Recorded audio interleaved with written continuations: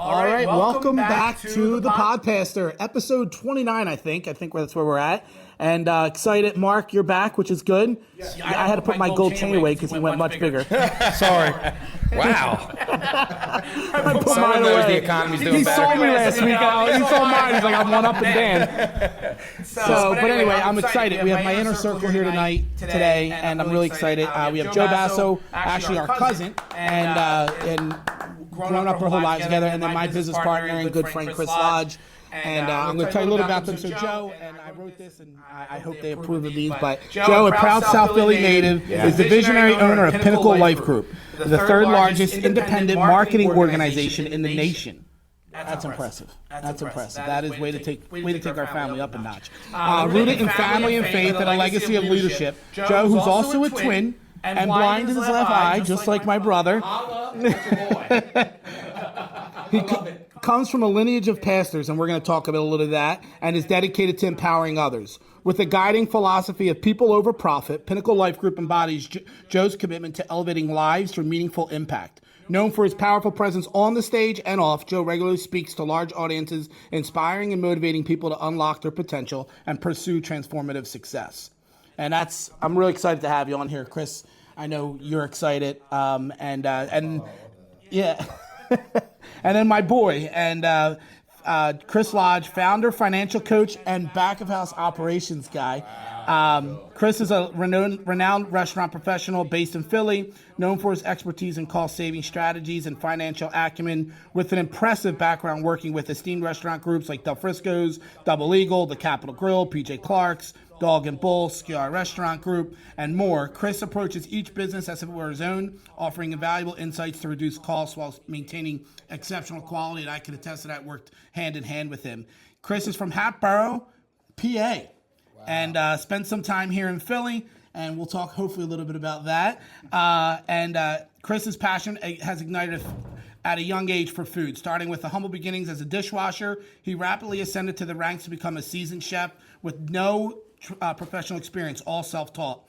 Accumulating over 20 years of experience in the industry, notably he's honed his skills at the distinguished establishment I just said.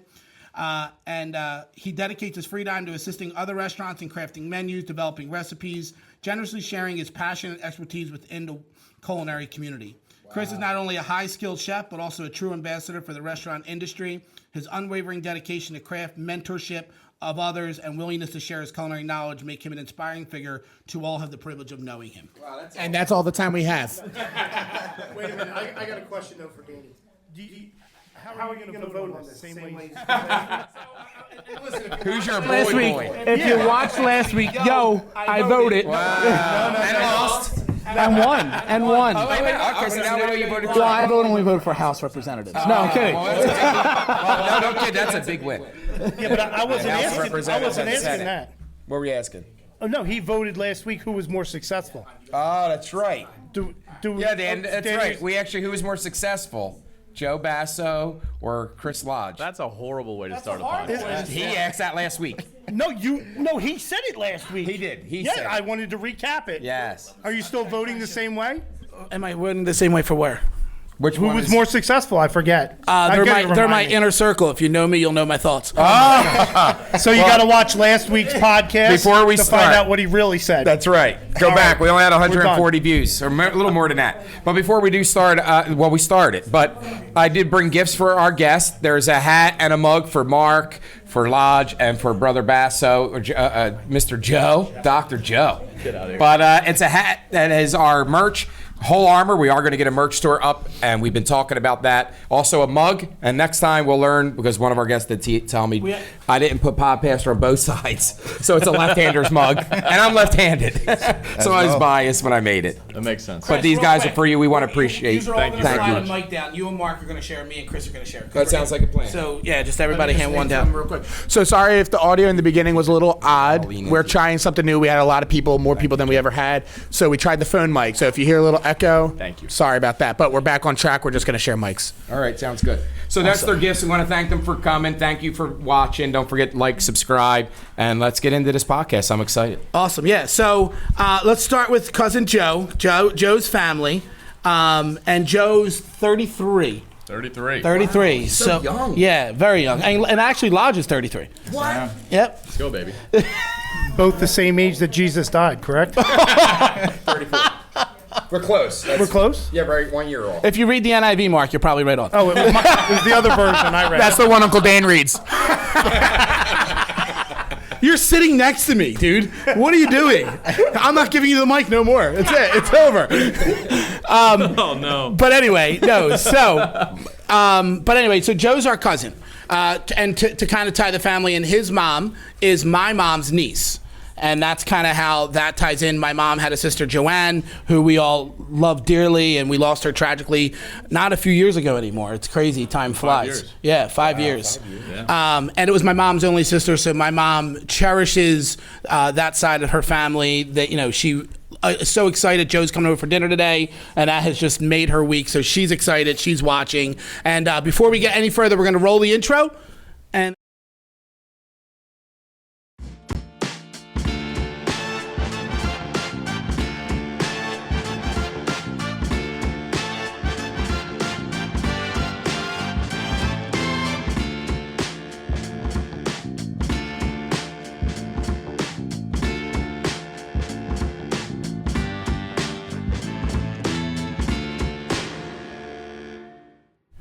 And we're back. And so I'm excited again. Sorry, I'm Apple paying my son because he's in an emergency. And the kid doesn't know how to use his own bank card. Anyway. I know how to use it. Give me your numbers, Nick. I'll order what you need. But anyway, so it's good to have Joe and family, right? So, Joe, excited again. Ken, I'm so happy you're here. One of the questions I want to ask, because it's a lot of similarity here with us. Yeah. What is it like growing up as a PK in Philly and having a family of pastors and full-time servants that you come from? Yeah, first off, you know, I very much enjoyed my childhood. First off, growing up in Philly, I wouldn't trade it for anything. The diversity, the way you get to experience so many unique things, and then take that with you through your life. Man, I'm very thankful. I'm grateful. I was thinking about it last night, knowing I was coming on this podcast, just kind of thinking about really your dad. You know, your dad made a profound impact on obviously your family, but also my family. Wow. Your dad led my dad to the Lord. Wow. Many years ago. And, you know, the church that your dad helped start, Faith Independent, my parents met in that church. My dad ended up pastoring That's crazy. that church. I grew up in that church. So, man, I feel so indebted to so many of the men in our family that really were trailblazers for the Lord. Amen. In a lot of ways. I agree. In a lot of ways. So, It's a great opportunity. It's a great opportunity. So we are and Joe, you said that without no knowledge of this, but we are opening next year in 2025. Chris and I are doing a whole documentary series on trailblazers of the faith, and it's a whole thing we're going to do, and it's going to be documentaries on pastors that we know. That's amazing, right? And tell their stories, so that way, you know, kind of like the D.L. Moody's and the Spurgeon, someone told their stories, and we kind of want to take it on a more digital side and tell. So the fact he said trailblazers, Chris was like, yes. Yeah, the late 70s and 80s in Philadelphia, you know, there was a great awakening. Yep. And in a lot of ways, our family was front and center. Yes. And your dad was a true trailblazer in all of that. Made a profound impact. And only heaven will tell how many tens and tens of thousands of lives have been impacted. So I feel incredibly blessed to have grown up the way that I grew up as a pastor's kid in the inner city. And, you know, I don't think I can't separate my life's experiences and whatever successes I've had from the way that I grew up. Right. And the way that I got to watch servant leadership exemplified every single day of my life. So, you know, it's used in ministry, it's used in church, it's also used in business. Yes. They're the exact same principles, they're biblical principles that help you grow internally and externally. And then if you make an impact, I think I heard a quote when I was very young, 18 or 19. Somebody said, if you can help enough people get what they want, inevitably you're going to get what you want. Wow. And that's the God's honest truth. Yeah, it's funny how Pastor Clark preached on a little bit of that today as well. He did. He touched exactly on that, which is nice. Lodge, I'm going to come to you now. So growing up in Hatboro, he was a football player on a phenomenal football team, and He was a tight end. No, not exactly. no, he's a linebacker, buddy. Don't watch your words over there; he might hit you. I smell the chef cooking up something. But Chris, tell us a little bit how you grew up, and again, because I think the cool part of this is we're all diverse. Well, I guess Chris and I and Joe and Lil Chris, because we grew up in Christianity in Philly, and then you did not. You grew up outside, and talk a little bit about how you grew up. Yeah, so I grew up in Hatboro, PA. Not in a Christian household. I mean, my family is of Christian faith, but you know, we didn't really go to church very often. I was very immersed in sports. I didn't just play football. I played soccer, baseball, hockey, but I love football. I actually started out as a center because I was a big kid, and then moved on to a linebacker. But being part of a team kind of, you know, developed me, you know, to where I'm at in my business life. And it kind of, you know, put those principles in place to where I'm at today. I just wanted to say, just be careful mentioning anything about previous weights and things like that. You're on a podcast with my dad. He will bring it up. I don't know if you saw last week's episode. He grilled Mark. He basically said he's only here to be the token big guy. So, And that is just big guy. Mention big versus. But Mark, tell him Puny. Mark, tell everybody, what did you figure out last week after he called you big guy and you went and re-looked at the podcast and you saw him sitting next to you? Oh, yeah. I saw how puny he was. I mean, when we got up and we walked away, it was like we left This a little little shell of a child man. behind. It was like, looked like a third grader sitting there. I'm not going to pick on him today because it's the Marine's birthday today, by the way. Oh, wow. Not to get away from Port Lodge and his story, but yeah, it's Marine's birthday. Mark's an ex-Marine. He worked the kitchen. No. No? Always a Marine. Oh. You're never an ex-Marine. Oh, never an You ex-Marine. can't say that. All right, always a Marine. Jason's with us, of course. They say oorah. So thank you, veterans. Thank you, Marines. That Thank is, you, it's Veterans Army, Day. Navy, Space Force even now. So awesome. I And don't back know to if Lodge. they count, but that's all right. Sorry, Lodge. That's all right. So Lodge, and then We're a big kid. That's where we stopped. so after school, where like what do you do? What do you do in life? After school, kind of took a turn for the worse. It was actually during school. I got heavily involved with drugs. You know, running the streets. That's where I kind of came down to Philly. Spent a lot of time in Kensington selling drugs on 4th and York and 5th and Westmoreland. And then kind of started taking my life a little bit seriously. My mom kicked me out when I was 21. And it was probably the best decision of my life for her to kick me out on the streets. And coming up on 10 years of being sober. So That's amazing. It's amazing. crazy. Yeah. So all right. So and it's which is going to tie all this in, which is really crazy how all of our paths connect here. And Joe, I want to come back to you for a little bit. So. We're gonna play a quick video that you're put out from Pinnacle, just because we're gonna get into the insurance and what you do, which is gonna tie us all back in together here in a second. But Chris, why don't you play that video? This is Joe's company, Pinnacle Life Group. They are, and how about this? Why don't you quickly just give a bio of Pinnacle Life, what you do, and then we'll play that video. Yeah, so Pinnacle Life Group, we're a IMO, as you mentioned, independent marketing organization. So basically an IMO serves as a bridge to connect agencies in the insurance world to all the life insurance, health insurance, retirement carriers that we work with. So we recruit, we train, we mentor thousands of agents nationwide, and we connect them. I think we work with about 45 A-plus rated carriers. So household names everybody be familiar with. So that's what we do, and it's really, really cool. We get to impact thousands of agents, but more importantly, tens of thousands of clients every single year. Awesome. Right. Cute.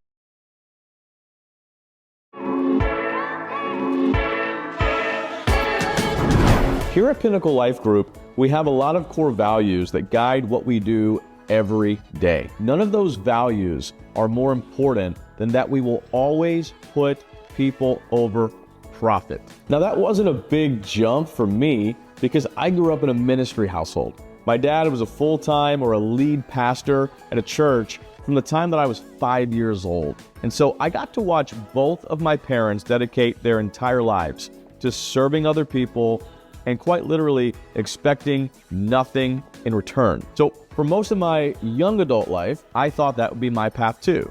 I watched them do it, I admired what they did, and I knew that I wanted to serve people. Now, a little bit later, I figured out that my calling, maybe it wasn't the same way that my parents' calling was. Yes, I was still supposed to serve people, but it wasn't going to be just in a church setting. Instead, it became clear to me that my calling was to serve people through business. Now, in the social media-driven world that we all live in, I think it's really common for business owners, for salespeople, to mistakenly believe that culture is more important than anything else. Here at Pinnacle, though, we don't believe in culture or. Instead, we believe in culture and. Yes, you're going to find great leadership here at Pinnacle. You're going to find transparent leadership here at Pinnacle. But you're also going to find the other things that are so vital to your business's growth. Culture and resources. Culture and technology. Culture and the support that you need to support your business's growth. Awesome. So I hope you enjoyed that. Go Google Pinnacle Life Group. They have a website, social media, Instagram, and then you have your Instagram, Joseph Basso, and it's phenomenal. I follow it. It's very helpful. But Joe, I think one thing that you really put in that video that I this is where Lodge and I, our values align, is people over profit. We live in a world that's very stingy. It's very all about me. Let me get mine. And I think that's kind of what you've put your mark on and said, we're changing. Yeah. I'm glad you brought that up. I grew up in sales. I got my first sales position at 18. I was going door to door. I went door to door for almost 8 years. In Illinois? I was in Chicago. Yeah. For the Serious? First 4 years. And I was out there 12 months out the year, 6 days a week. Wow. Yeah. Chicago, Illinois. Yeah, actually, a funny story, not for this podcast, but my very first day was January 2010, and there were 32 inches of snow. There was 32 inches of snow. It was Lake effect snow. You went out. It was my first day on the job. So wow, it was definitely it was like boot camp for sales, really. That is crazy. Somehow I made it through. I'll bring this up because I think this is important. And I think this has helped me become a better manager over the years. I did not get my first sale for 12 weeks. Wow. I was like historically bad. I was probably the worst sales rep that ever existed in that company, for real. And it was surprising to everybody because I got a personality. Yeah. But it was just like there was a mental block for me.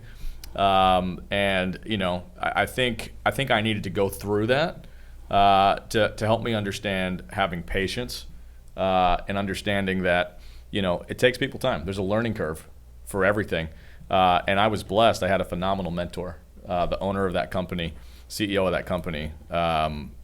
Funny story there. He thought he was Italian, so he liked me. He wasn't Italian. He ended up doing Ancestry. He was 0% No way. Italian. I'm afraid to do Ancestry, by the way. Yeah. But it was great because he would come in every day with his Italian jumpsuit, the whole nine, and the whole and then he's like my paisan, whatever. And then he did Ancestry, and he goes, "Dude, I have something horrible to tell you." He's like, "I'm not Italian at all." I'm like, "No way!" No way. Did he stop wearing his jumpsuits? Fake news. What was he? I'm interested now. I don't even remember. Oh, okay. Not Italian. A liar. So he was a part Italian. It was not his fault. Not his fault. But long story short, he went above and beyond to keep pouring into me when I, on paper, was providing zero value to his company. Right. Which, talk about people over profit, right? Yeah. Mm-hmm. So he's spending time with me, spending resources on me, and I'm bringing zero to the top line or bottom line of that company. Finally, it clicked, right? And the rest is history. And it changed my life.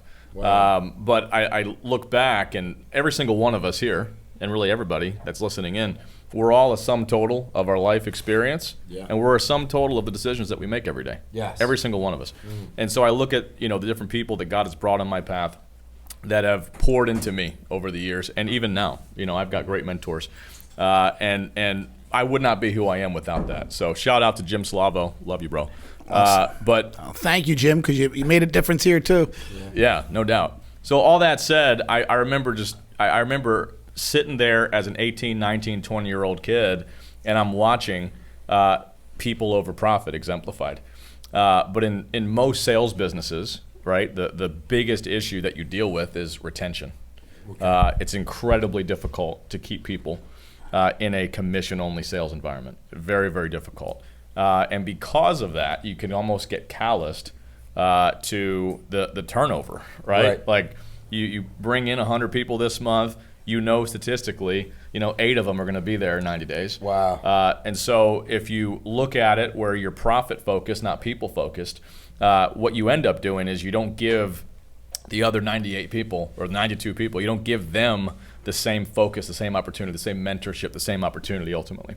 And so I think my struggles in the beginning have helped me over time to realize, hey, no, if we as a business genuinely put people over profit, and it's a great tagline, but if we actually do it every single day, we do it with our staff, we do it with our reps, we do it with our clients, which is vitally important. Wow.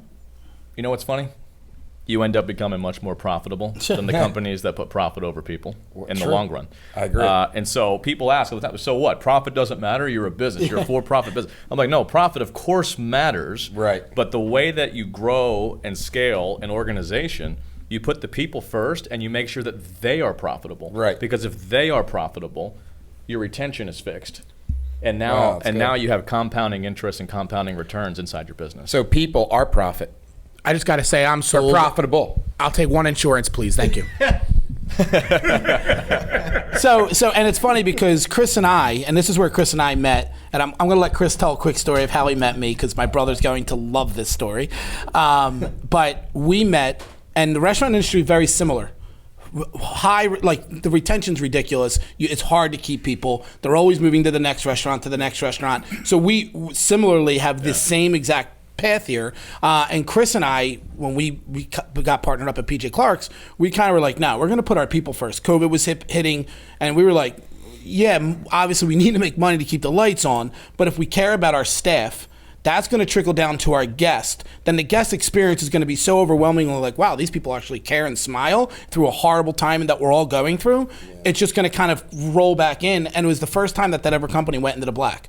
And it was during COVID. We lost half the restaurant. We were operating on 50% of what we should have been operating, and we were in the black for the first time ever. But Chris, go ahead. Let's make a light moment here. First time you meet me in a secret meeting in the basement of PJ Clark's. Secret meeting in a basement. Yeah, you know Phil, Chris. Sketchy. Chris, you know Phil. Super sketchy. You know Phil. Yeah. Yeah, I do know. Oh yeah, Phil. Yeah, He's Italian. Yeah, big time. so it was they had a GM. He's and a Sicilian director. too, right? Yeah, Correct. they had a GM and a director, but he wanted me to come in, but he wouldn't hire me without Chris's approval. Wow. So, Chris, tell him. Tell a story. So yeah, we're in a undeveloped part of the restaurant in a basement. And I think the first thing I said to you, I know this has been a big debate in your family for a few years now, is who became bald first. That's right. Dom or Dan. Nathaniel. The first thing I said to Dan was, "Your hair's got to go." Why is that? First thing he said to me, I was working a comb over. I was working a comb over. He had the thin comb over. Yep. You said that right away. Right away. What an icebreaker. I was like, I like this guy. I'll come work here. And he gave me the best advice. I went bald, and I look better than you, Chris, apparently, compared to Toby Whitmer's comments. Actually, a lot of people have said after that podcast they agree with Toby. Yeah? Yeah, they're like, Dan's a man. Like, he's just got something about him. Even our close friends think that, Dan. Thank you all. So Thank you you really very won a much. lot of people over. Thank you. We're men because of our size. That's X-Men. But anyways. Triple X-Men. XXL men. No, that's 3 times XL, please. So anyway, so it's funny. That's crazy. So in the basement, he tells you to get rid of your hair. That's how we meet. That's and awesome. And then Great advice. I come over, and a month later, COVID You should hits. tell him get rid of his pride, too. Go ahead. I'm sorry. Yeah, that was horrible. I'm starting really to preach. That was horrible. Viewers are laughing right now. They don't. It's not even live. That's not None of the in-person Yes. No. The crowd back here were just like on their phones. That'll be edited out. So anyway, so it's good that we kind of start aligning that way. With Chris and I. So besides what you were doing, and you've been doing it 4.5 years with Pinnacle, correct? Yeah. Yeah, I was in solar prior. Yeah, and what's it like starting your own company? You know, with the pressures of life, with the pressures of family. Joe married with a son, and you know you were in Virginia at the time, correct? I was, yeah. Yeah. So what's that like? Yeah, I mean, anyone that started a business that's listening certainly knows, right? Business it's a baby. It requires so much in the early stages, and ongoing, and ongoing. But in the very early stages, right? I think what was really critical, a lot of open, honest conversations with my wife, Carmen. You know, because I just alluded to it, but I started my solar company back in late 2015, and you know, you're working 80-hour weeks for months and months and months and months on end. Wow. And you know, you finally get your company over the hump where your life starts to normalize a little bit, and you know, the business is doing well. And then really COVID hit, and COVID changed a lot of things for me. You know, for me, I was just so focused, tunnel vision on my company. When COVID hit, I just happened to be visiting my parents in New Jersey from Virginia. Wow. And when the whole world shut down. And so I ended up sticking around for a few weeks. So I'm sitting at home with nothing but time, and I'm praying, like, God, show me, you know, what's the next move. And I get a random call from an old buddy that was like, hey, have you ever considered the insurance industry? And I said, absolutely not. That sounds awful. I have no interest. Honestly, I was like, no, I mean, dude. No, this isn't a big joke, but I said a bunch of old fat white guys sell life insurance. Wow, we'd be perfect. You got some future sales right here. I was like, so that's not for me. I was like, that's not for me. And anyway, obviously got a different plans. But I remember I sit down with Carmen. I was like, babe, I really feel like I have to do this. Right. But because we had done it before, I mean, I knew exactly what it was going to look like. And I was like, are you okay if we basically don't see me for the next 4 years? Right. Wow. which for a spouse is a lot, yeah. You know? And my wife doesn't get nearly the credit that she deserves. She does. Shout out she doesn't. to Carmen. Carmen should get a lot more. Yeah. But, you know, I the last 3 years, I've been gone like 30 to 40 weeks every year. Wow. So that's not easy on your family. So that was a big conversation that had to be had. I do have something to follow up with. You mentioned that you did solar panels, and I believe on the website it said you had 8 businesses before this. Yeah. But this is a good plug moment for you. I watched an episode of the podcast, at least half of it, but he also has a podcast. It's on the Pinnacle Life Group YouTube channel, so go check them out. But you were talking to a friend about the solar panel business because he was in there too. Yeah. Just explain some of that history of like that business and some of the previous businesses that you had, like anything that helped you with this. Yeah. Truth is, anytime you're in business, it's all about the people. It's a good question, by the way. It's a good question. Thank you. And so, you know, all the principles they transfer. It's very translatable. And so, you know, I have a real estate brokerage. I still am involved in the home improvement space and a few other things that I won't dive into for time's sake. But you know, what's really cool is if let me just sum it up like this. What you figure out over time is you as a business owner, as a CEO, your job is to have the vision, and then you have to get really, really, really good at sharing and casting the vision, and then finding people that are way better than you at everything else. So I get a lot of credit for things that I don't actually do, which is like I always try and like, you know, don't give me the credit. I have an amazing team. All my businesses that I'm a part of, I have unbelievable executives, staff. They do majority of the work. My job is to come in and close deals. Like that's pretty much what I do. You know what I mean? Yeah. And then Lodge, real fast, if you can you, because I don't really talk about what I do on the podcast. It's typically look at band. It's typically because of my brother's big mouth. If you know him, you know what he does. That's right. If you know me, but hold on. True to my form, I'm not going to talk about it. I brought my business partner in here to talk about it. Let's hear. Wait, real fast. We do got to say, go back and watch last week's podcast. But my uncle made a comment about how Joe Rogan doesn't endorse anybody, and then the day after Joe Rogan came out and endorsed Trump, and we sent it to the podcast group chat, and we just all were laughing at him. So it was a good day. Yeah. Hey, listen, I'm not afraid to be wrong. That's why I'm at where I'm at today. No, but Lodge. So tell them a little about Endless, kind of what we do at Endless, what we've done, and then a little bit about Rare Legacy as we're partnering with, we're not partnering, but we're empowered by Pinnacle Life and shortly, and we're moving that as well. So yeah, Endless Consulting, we started Well, you started it. I started about 3 years ago. I think I did $750 in gross revenue. But at the same time, that year was important. You know, I built it up a lot. You know, got my website, the SEO done, all that kind of stuff. But I was really looking for someone to team up with that had kind of the same, you know, vision as me. Right. And not to use your slogan, but people over profit. I enjoy helping people.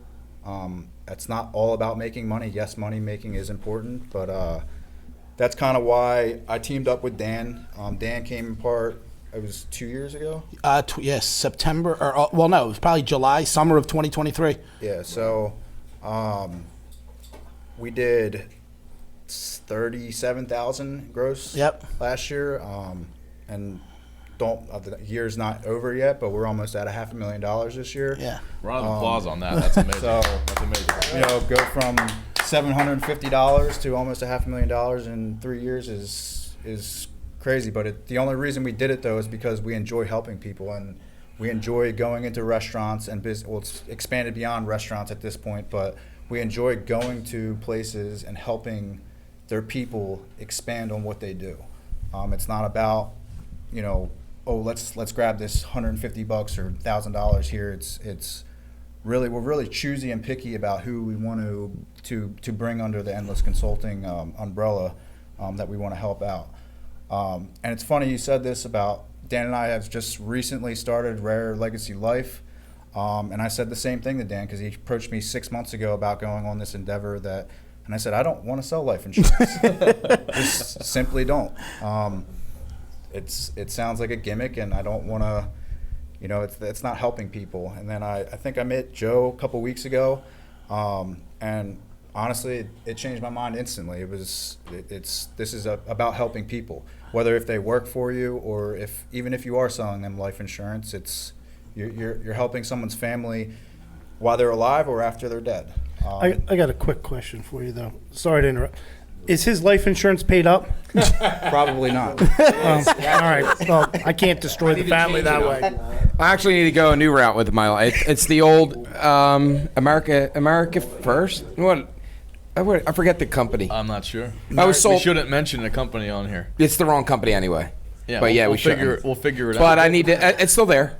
I still have it. I pay them. You know somebody that works in the space. We should talk. He sold it to me. No, he's talking about someone else that you know. Yeah. We got to work on it. Yeah, there you go. There it is. I got this. Here's a question I have. You know what it was? He was looking out of his left eye. He didn't see us fully. I'm watching his watch this whole time. Is that one of your Rolexes that we bragged about last week? Did you brag about? Yeah, we did. Yeah, we're all watch guys. We're all watch guys. Look at that. I'm wearing what is this called? A Mancini. Oh, I like it. Yeah, it's clean. That's very clean. That's an N, not an M. What do you got? A fossil? That's a bright ring. That's a beautiful watch. That's a nice watch. And then this thing. This is a nice watch. I love the blue in there. It's called the blue. It's called the Bluesy. No way. That's called the name of the watch. I got you all beat. beat. It goes great with this. Thanks, man. I got the Pac-Man watch. It plays Pac-Man, and it tells time. Isn't it amazing how like everyone wanted smartwatch? Anyway, I still have a calculator watch. Question. I got a question for both. Yeah. They're both people are profit. In other words, people are more important than profit. But when they realize that, that's where you make your profit. Yes. Because then they're willing to trust you with their finances. So question is this: how do you get people to want something they don't think they need? If I can chime in from my experience, and then I'll let them both go. You never sell something that they don't want, because then they're going to have buyer's remorse when they wake up in 24 to 48 hours, and then or if something goes wrong, they can't afford it, and then they blame you. So, right. And I learned this at Coca-Cola, right? Because if you're in the city and you're trying to sell Coca-Cola, they don't want it. People buy Pepsi. It's get rid of the cola. You can sell a lot more. So my point is, you never sell something what they don't want. You know, you can lead a horse to water, right? Yeah. But they may not want to drink. So I typically never personally will try to sell something. If they're like, I don't want it, hey man, when you do, I'd rather care about the person and their need. Maybe it's a financial thing that they don't want it. They're scared. Well, then respect that. That's the people over profit. If you're really caring about the person that you're selling to, you're going to get to why they don't want it. And then that's when you go, okay, hey, maybe you're not financially ready for it. Maybe you got ripped off before. Maybe whatever. So if you get to know the person, and this is it is people with profit. But if you're selling to someone, get to know the person. Ask them about their life. Get to meet them on the base level, because then they're going to have more respect for you that you're not trying to sell them something. Joe, you say this really good. You call it what's it? Breath. Commission breath. Yeah. But Gad, I'll turn it over to you for that. No, I'll just give you a few quick thoughts. This is probably like an hour and a half training that I do normally, but I'll give you like 3 quick points. First things first, we preach mission over commission. Okay. So no matter who we sit with at any point, whether it's an agent, whether it's a client, doesn't make a difference. Making sure that they're taken care of properly and their needs are met, way more important than any commission that we could make off of it. So they have to come first. Here's the thing. We know statistically, and this is a fact in the insurance space, 25% of everyone that we actually sit with and present numbers to, Chris, they're buying insurance today. Okay. They made their mind up before they sat with you. When they asked for a quote, they were ready to purchase.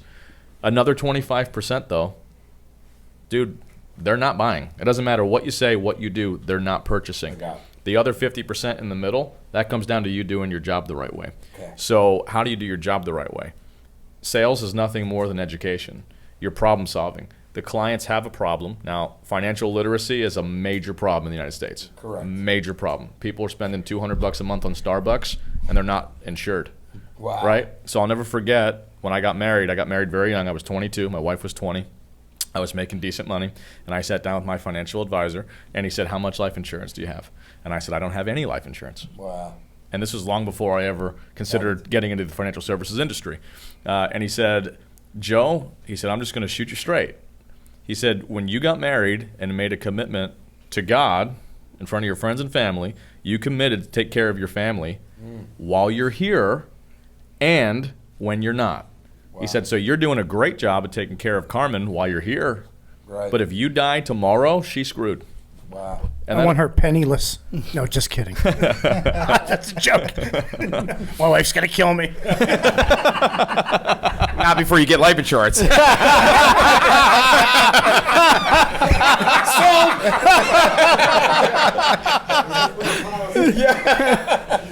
So we educate them that quick. We educate them. At the end of the day, that's all that sales really is. Right. So on a retail sales, like if I'm working at a car lot, I don't have to do a whole lot of educating, right? Mm-hmm. If I'm working selling Mercedes-Benz, people come in, they know what they want. Right. I just have to take the horse to the water they're going to drink. Right. In this world, people don't know what they don't know. They express interest. We don't work with people that aren't expressing interest. Gotcha. That makes no sense. Right. Now we are just salespeople. But if somebody has a legitimate question, our job, he made a great point, Dan did, people think that being a good salesperson is about talking really well. It's not. Right. God gave us 2 ears and 1 mouth. So we're supposed to be listening twice as much as we're talking. Which is important. So you're asking good questions, qualifying questions. You're getting to know your client, figure out what they need, and then get them what they need through education. That simple. I like that. That's a good answer. Yeah. Chris, what about you? Education is the key to it, though. Yeah. Letting them to see. I mean, it's kind of the same thing in the consultant world. I don't have the percentages of who wants to actually hire a consultant, but 9 times out of 10, when you're getting called to come in to consult for a company, they're down in the gutter. They don't have really the money to afford you. Some do, because they put money aside for this, but a lot of them don't. So it's not really convincing them to hire us. It's more so, what do you actually need? I'm not going to try to steer your business into a different direction if that's not what you want. Yep. And like I said, it's what do you need? Yep. It's really finding out what they need. And people, and Chris and I did this in restaurant all the time, when people would come, and this is why they love our experience at our restaurants. When I'm walking around, the food matters, but I want to like legit introduce myself to the table and be like, hey, how are you? And when you like, what brought you here? People, the stories that you hear, what bring them to a restaurant, are phenomenal, and I would assume it's a lot with the insurance when they fill out a document and say, "Hey, I'm interested." Call like, "Why are you here?" "Oh, well, maybe they lost a family member, and they're stuck, and now they're scared." So the more you get to know, it's the more you know, the more power, right? Knowledge is power. So the more I get to know about you, the less I have to sell. The more I just push you into the right mold, and boom, there you go. I think another fun topic, real fast, Chris, here is. And Podpastor will love this, right? But actually, your question. Let's go with that, with the family, with the pressure. Well, you asked it. So when you were first, you grew up a PK, right? So when you were first saying that you wanted to get out into the business world and didn't want to stick with the family tradition, did you get any pushback from the family at all, or what did that look like? And not just family, right? But all of the circles that were within that we all know about. But what was that like? Yeah. I've never talked about this on a podcast. I'm just coming in with the heat today. You know what?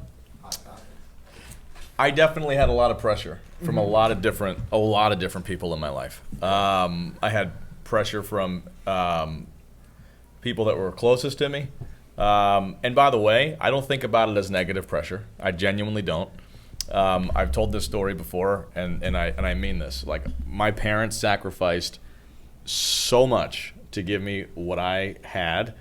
My mom, you guys certainly know. My mom was brilliant, hardworking. She was the president of her Catholic high school. Wow. She graduated with honors from Temple University. Right? Yeah. Wow. And she was quickly climbing the corporate ladder in psychology. When I was born, me and my twin sister, she gave up all of that to be a stay-at-home mom. She calls it a full-time homemaker. It's true. And then she decided to homeschool us. Oh, wow. And so I think that ultimately my mom and my dad, they felt as though they invested so much into us, and they did. They just wanted to make sure that I was going to make an impact for the Lord in this world. And I think that if you have a 22-year-old, 23-year-old who is making great money and is talking about going the business route, right, it's a normal reaction from any parent to say, hey, like, your job on this planet isn't to go make tens of millions of dollars. Your job is to go reach people for the Lord. Right. And at 22, when you're saying, but wait, I'm going to use what I'm doing in the business world for the Lord. Amen. I think it's normal, though, for your parents to kind of push back at that. Yeah. And my in-laws, I had a bunch of people at my Bible college that were I had a ton of pressure from a lot of places. And your in-laws are a pastor's family. Yeah. Yeah, actually, he does a good work, father-in-law. Phenomenal, yeah. Phenomenal. One thing we were saying a couple podcasts ago is Christians are supposed to go out into the world and preach the gospel. So you can't always reach people if everybody's just becoming a pastor of a church. Yeah. How can you go out into the world? And sometimes that doesn't even mean preaching. It could just be doing what you're doing, just taking the Christian values and living it, and then through the business world showing people like, oh, that guy's different, Yeah. So I think it's all important to do it like that. It is.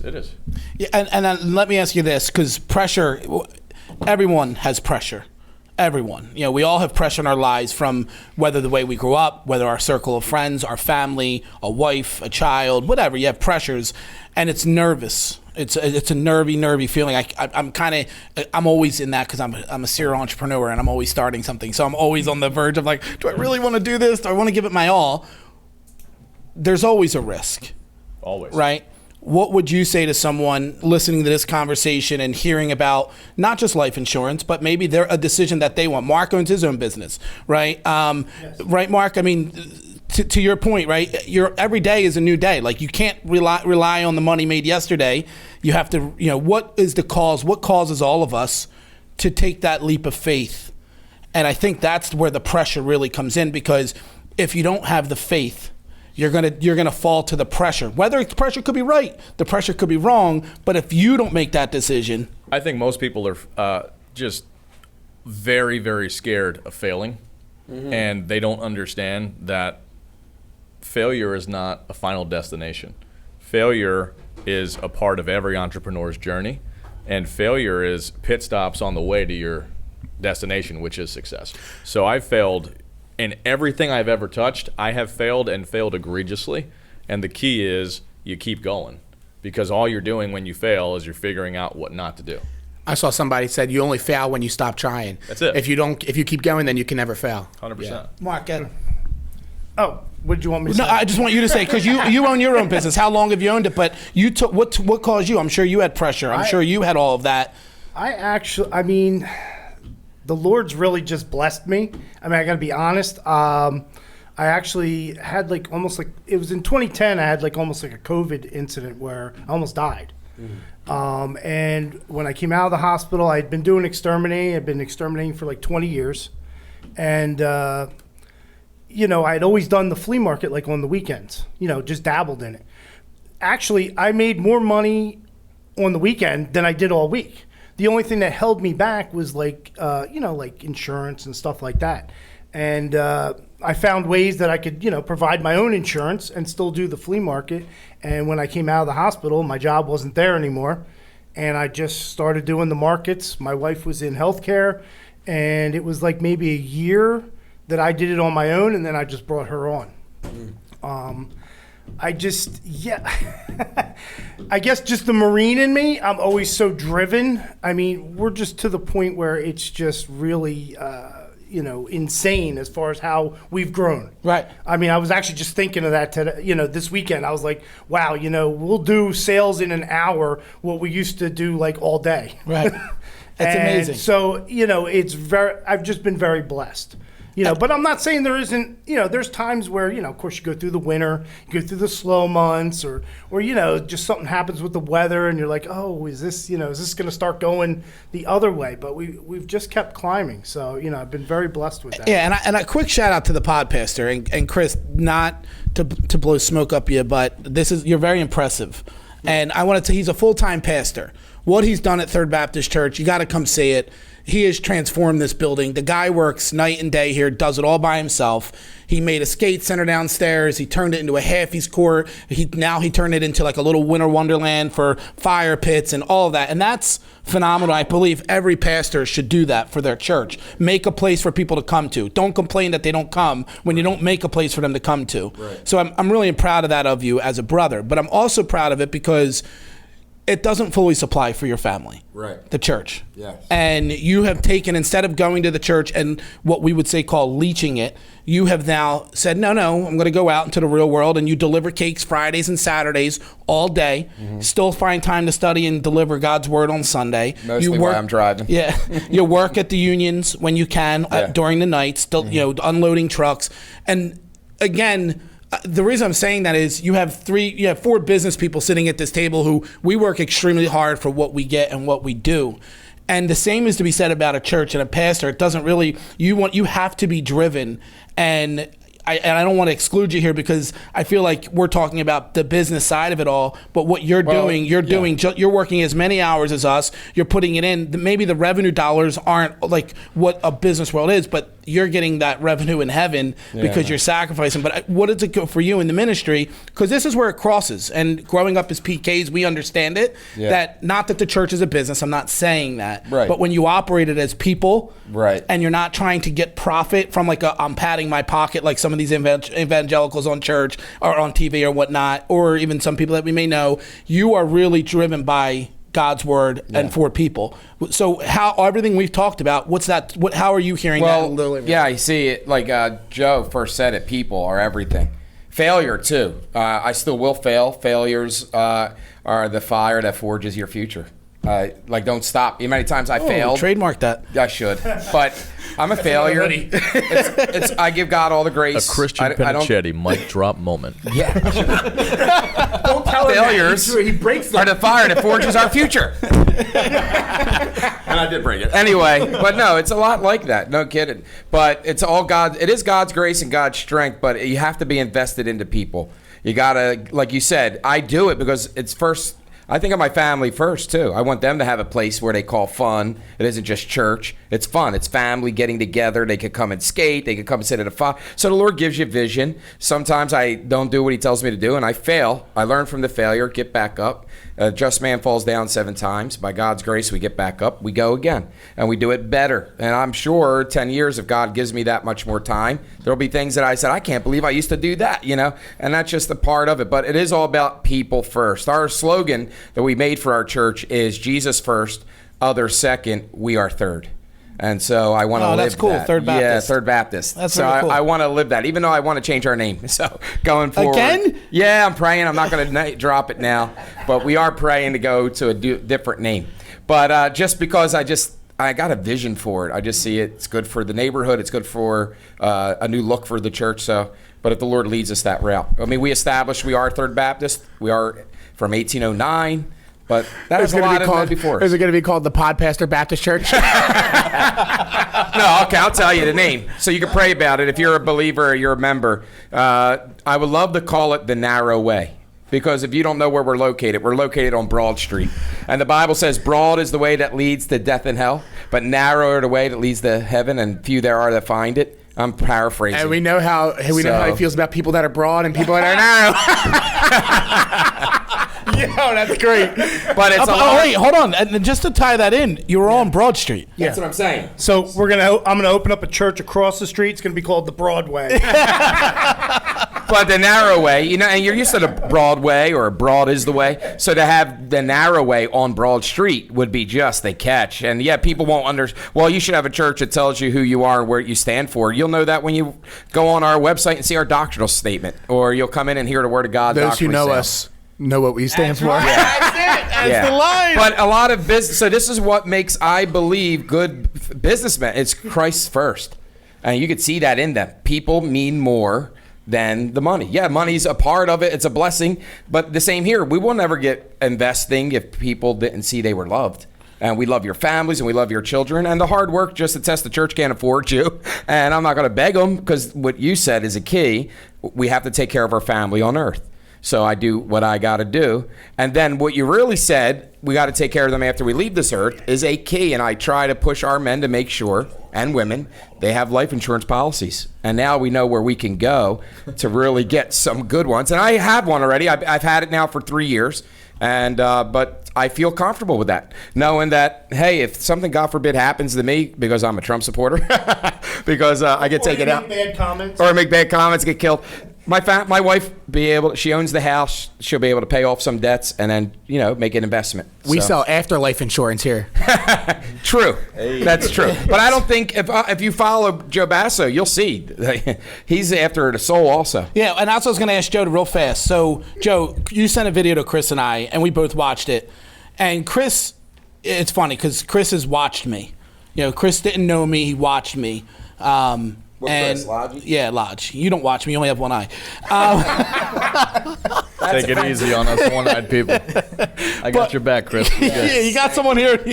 But he's watched my life, and Chris knows about the separation. He knows about my lost child. He knows about some crazy things that I've been through, and I'm not putting words in his mouth. He just said, wow, you're different. Like, how you handle things. I'm just not used to people like being that way. And then you shared a story that Chris and I'm telling you, it reached down into my soul and it grabbed me. And to hear you, and if you don't mind sharing it, but you spoke about favor. Finding favor. And I feel like that story is super powerful. Not only is it super powerful, he does it publicly on the stage at one of his events, and people get saved at one of his, it's a phenomenal story. But when you hear it, and I would love for our viewers to hear it, because I feel like it's a really good mission in life. Yeah, it won't take the entire 20 minutes to tell the story, but I'll give you the highlights, right? So for me, and I think I said this to you, Dan, because you commented on it. We were talking about it last night. I genuinely didn't have that speech planned at all. I knew the general, gist that I was going to go at, and then. I always pray for a few days leading. Yeah, and you shared something that was probably personal because you say it. Yeah. I don't want to share this. Yeah, I typically don't share a ton of personal things from a stage, but in this case I did, and it goes back to actually Chris's question earlier, which was talking about pressure at different points in my life, and I think that every single person has defining moments in their life, moments that they either recognize and harness and use. Or sometimes we miss it. We miss it. And we end up in a weird spot in our lives, and we don't know why. It's like God gave you like a neon sign in front of you. You just didn't look up and see it, right? So I'm in a weird spot. I'm graduating college. I was 22. I had a lot of pressure from a lot of places in my life. And I was one of those people genuinely, I know a lot of pastors' kids resent the ministry. Yeah. I never did, ever. I watched my parents, my dad, like your dad, he was walking the talk. Mm-hmm. So, you can't hide from your kids. No. You can't as a pastor. And so I always respected the way that he lived. And I always felt that I wanted to do something for the Lord, but I couldn't put my finger on it because I never necessarily felt called to pastor a church or be a missionary or whatever. I just knew that God had given me so many blessings in my life, and whatever gift set and talent set that I felt that God had gifted me with, I wanted to use it for his glory. But I'm trying to figure out at this point in my life, what am I going to do? I've got business opportunities on this side. I've got ministry opportunities on this side. And quite frankly, I think a lot of it was I didn't want to disappoint people on either side. On either side. I knew no matter what I decided, there would be some disappointed people. Mm-hmm. And so I find myself, it was a Saturday night. I'm still at college. College had a beautiful campus. I'm out in the middle of the football field at like 1 a.m. And, I'm an emotional Italian man. So, I'm crying and I'm just praying. I was probably out there for a few hours, just begging God to give me super, super clear direction. And I'm asking specifically, I've got different opportunities to go be a youth pastor. I've got different business opportunities. Like, Lord, you need to make it super clear because I don't know what I'm supposed to be doing. And I loved both, truthfully. Like, I could see myself doing both, and I didn't want to screw up my life. And so this happens on a Saturday. I'm out there, and I'm just saying, Lord, let me hear your voice. And those of us that know, we're not going to talk to us audibly. That's amazing. But I go out Monday, go to work, I'm knocking doors, and I knock on this door. It's probably 5 o'clock in Northwest Indiana in the winter. It's freezing cold. It's dark. This guy answers the door, and he goes, dude, he's like, what are you doing here? He's like, this is the most bizarre thing. He said, I was just back in the den. I was just praying. He's like, and the Lord told me that I was supposed to give this to a complete stranger. And he hands me cash. It was like, I think he gave me, it was like $1,500. Wow. It's $1,500. Wow. Randomly. And it's not random, right? Yeah. Well, I'm knocking doors this week. That's crazy because the Lord told me that you were supposed to give it to me. You're kidding? Yeah. No way. Yeah. Well, that's not the end of the story. My dense head didn't connect the two things. I'm not connecting it. I'm like, wow, that's pretty stinking cool. I'm going to wherever. I'm going to Chili's instead of P-Dubs tonight. Steak and shake. Tuesday I go out. I'm in a completely different town. I'm out in Illinois knocking doors, and middle of the day, this woman answers the door, and she goes, hey, actually come out, meet me by the garage.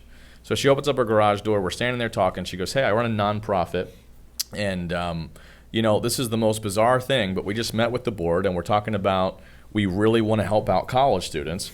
She's like, and you know what? Give me a second. I'm going to grab my checkbook. She writes me a check. Wow. For it was like $2,000. And I'm like, what in the world is going on? I'm like, this is crazy. Wednesday, no one gave me any money. Thursday, I go out. Chris, same exact thing. Man. I knock on a random stranger's door, and he writes me another check. And I'm like, all right, I got like $5,000 given to me by strangers this week. And I'm starting to connect it. I'm like, all right, Lord, I asked you for very clear vision. And now I'm like, all right, so what does this mean? Am I supposed to be in ministry because God's going to provide for my needs? Right. Or is he going to use me to dump a lot of money into my pockets so that I can be a conduit and give it back? Amen. I go to lunch the next day with my then girlfriend. Freshman girlfriend. Freshman girlfriend. No name dropping. Carmen, you're okay. It was Carmen. Oh, was it Carmen? It was Carmen, Freshman yeah. girlfriend? Oh, thank God. My now wife. It was Carmen.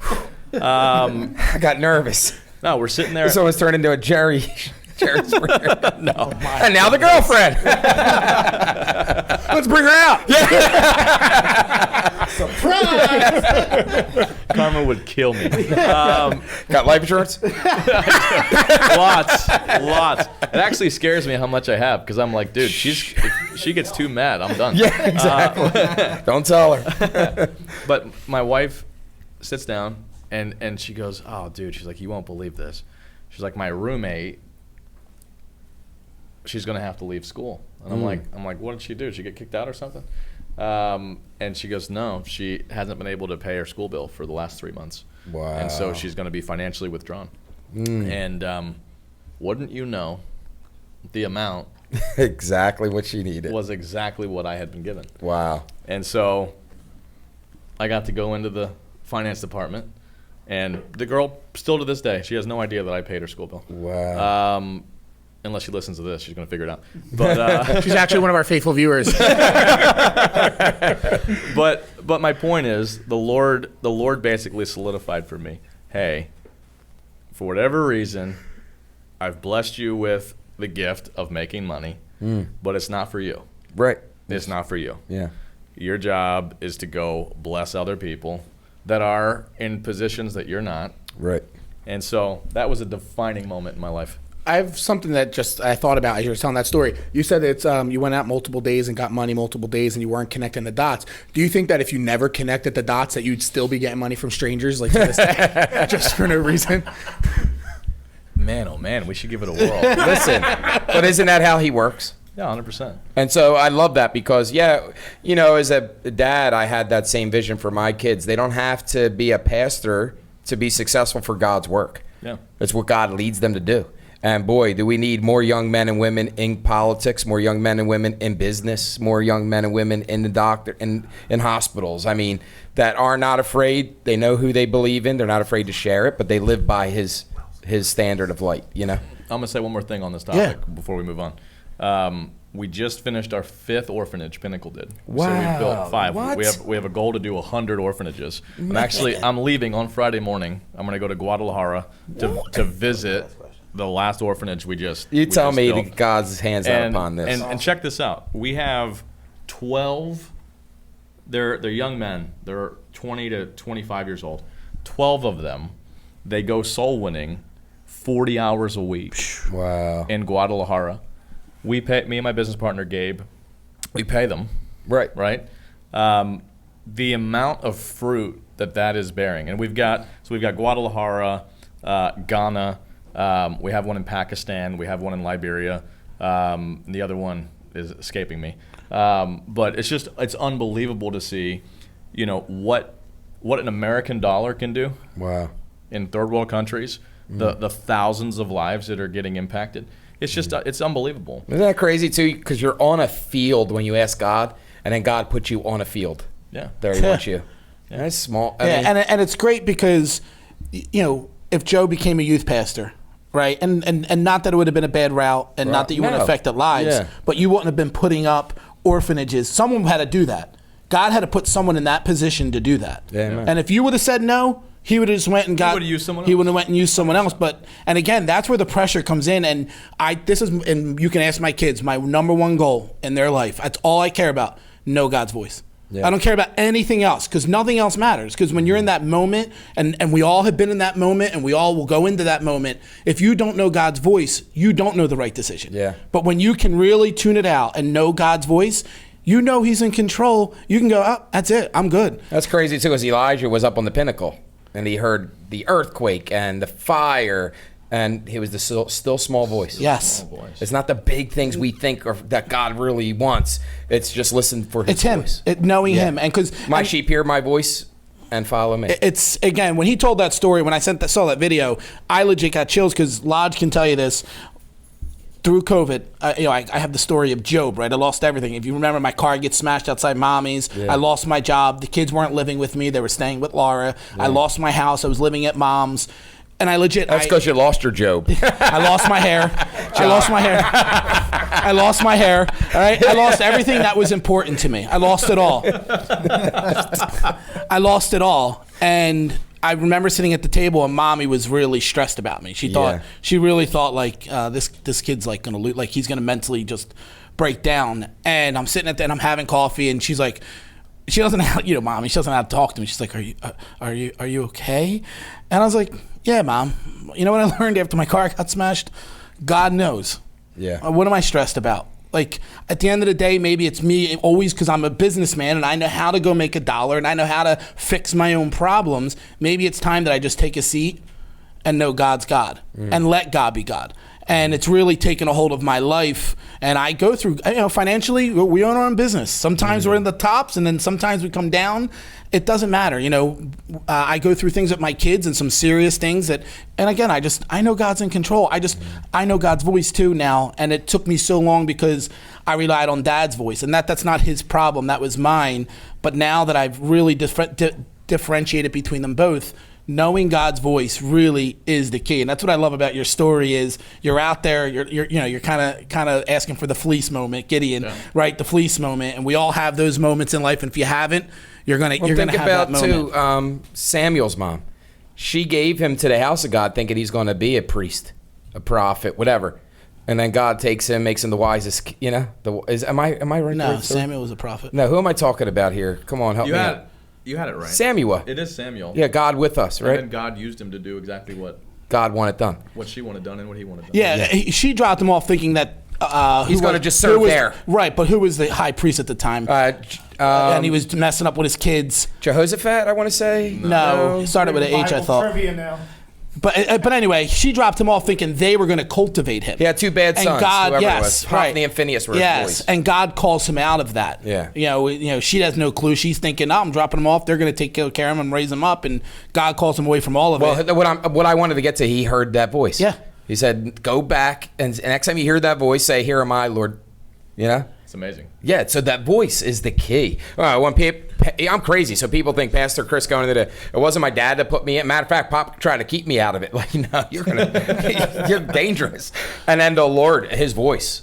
This is where I'm leading. So Lodge, for and you. Use people so for you, and again, you come not in our walk of life here, right? And where does that put you from? Because you look at it from a different scope, and I kind of love that about our relationship is we view things a little differently, but our values always align. How about where do you fall on that? With God's voice? Yeah. I mean, I don't think I ever necessarily heard God's voice per se. Honestly, I think I told you this before until I kind of met you and your family. I know a decent amount of people in your family. But it didn't really come full circle to me until this year, probably around, I think I told you this as well because I tell you a lot of stuff.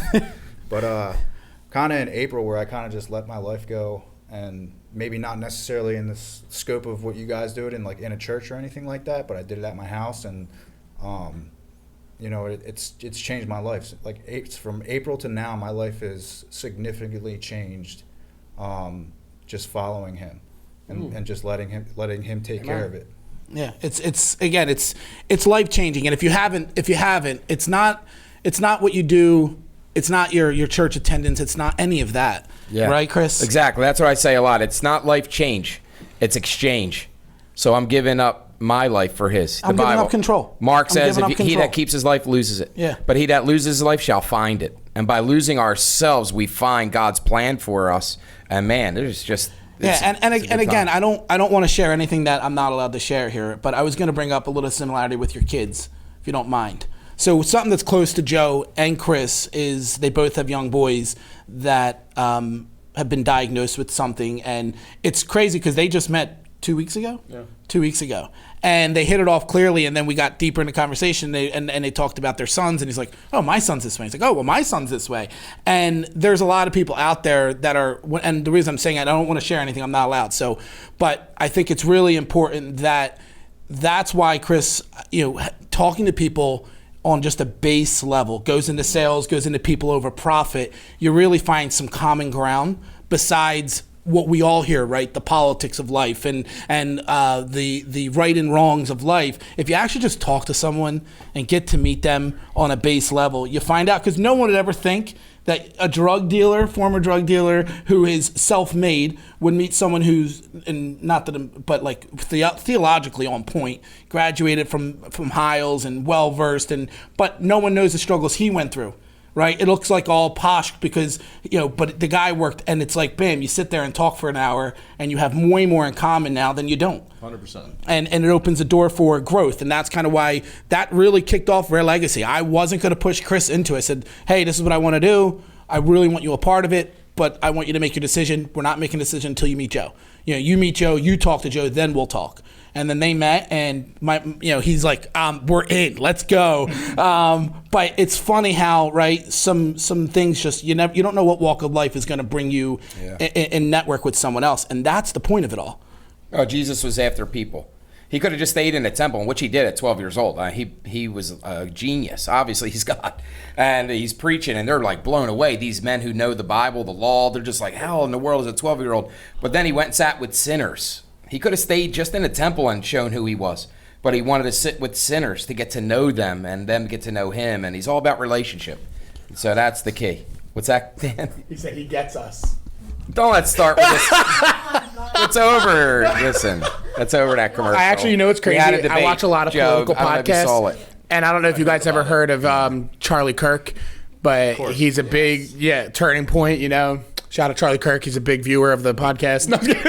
But he talked about that commercial. He was at a church doing a talk, and he was like, that commercial. Don't even get me started. And I wanted to send it to you guys, but I just saw that this morning, so that's funny, yeah. Yeah, but anyway, it's great. We're going to Mom and Pop's for dinner, so big shout out to Linda and Dominic. Our mom and dad. She's so excited that you're both coming. Lodge is doing a drive-by, but he's used to that from his past walks in life. Drive-bys. Or we're drugging. But we're excited, so we're gonna go have some pasta. Chris is gonna get this posted up on the YouTube channel, and then feel free to share it, subscribe. But really appreciate both of you, Joe and Chris. Thanks for coming on. Thanks for your time, Mark. Thanks again. Sure. Your gold chain, very intimidating. Look, we were flashing some of our what God has given us, man. This was a gift. I love it. Yeah. So, it's a gift. Yeah, I wear it every I'm yet Sunday. to get a gift, but it's coming. I gotta go knock doors.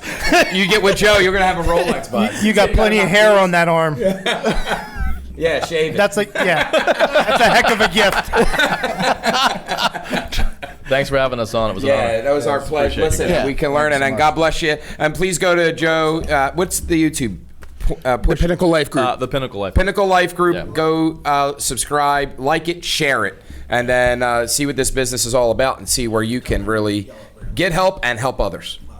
And then, Lodge, you want to plug anything? Where's our folks going? Rare Legacy. RareLegacyLife.com. Wow, Rare Legacy is a great name. Rare. Yeah. That'd be a great name for a restaurant one day. Steak place. Medium Rare Legacy. Rare 215, my guy. Thank you. Comments for me. Thank you guys for watching this week's episode. Hold on, real fast, because now he said it. So yes, Chris and I are in the process of opening up a restaurant. It's called Rare Hospitality, but the restaurant's going to be named Rare 215. It's going to be up in Montgomeryville, PA. We're finishing some final bids for some, or not bids, but we're finally our last investment round. Hopefully, we'll have it settled by Christmas, and this time next year we'll be open. So we're excited. This is my friend Josh. That's his detailing business. So if you're in the neighborhood.